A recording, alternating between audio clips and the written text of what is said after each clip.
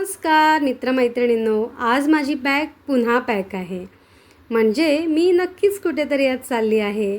सकाळी 4 वाजता मस्त आवरून मी बसलेली आहे आणि खाली गेल्यानंतर माझे साहेब माझी वाट बघत होते, कारण जायला फार उशीर होत होता.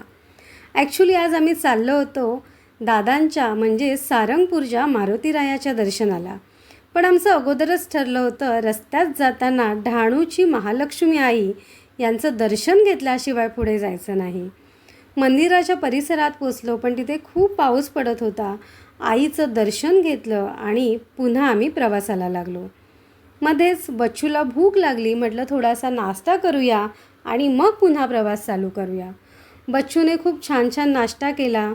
बच्चूने म्हणजे सर्वांनीच नाश्ता केला. आणि मग काय, पाऊस पडत होता म्हणून गरमागरम चहा घेतला आणि पुन्हा प्रवास चालू केला.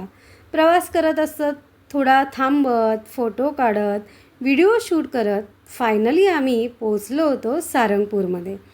तिथे एक कणीसवाले दादा होते. तिथे कणीस खाल्लं. त्यानंतर आम्ही मंदिराच्या परिसरामध्ये पोचलो.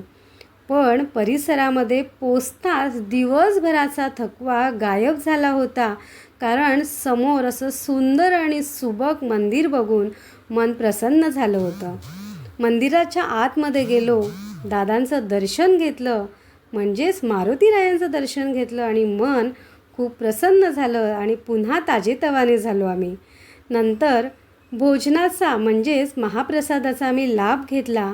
महाप्रसादामध्ये वरण, खिचडी आणि भाजी आणि पोळी ते खाल्ल्यानंतर आम्ही भक्तिनिवासमध्ये थोडा आराम केला आणि पुन्हा सकाळी आम्ही दर्शनासाठी निघालो. त्या मंदिराच्या आजूबाजूच्या परिसरामध्ये खूप छान छान वेगळी 2 ते 3 मंदिरं आहेत.